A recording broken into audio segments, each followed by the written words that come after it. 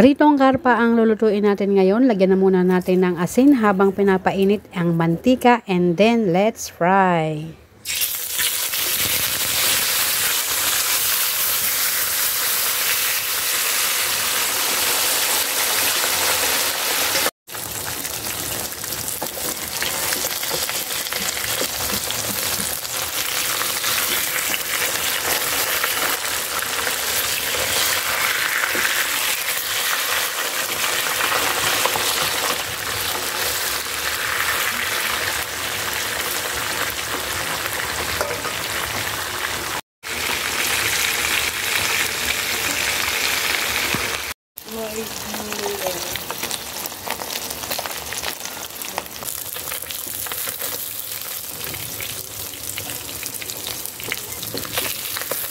Ayan, luto na. Patiktikan muna natin yung excess oil bago natin ihain.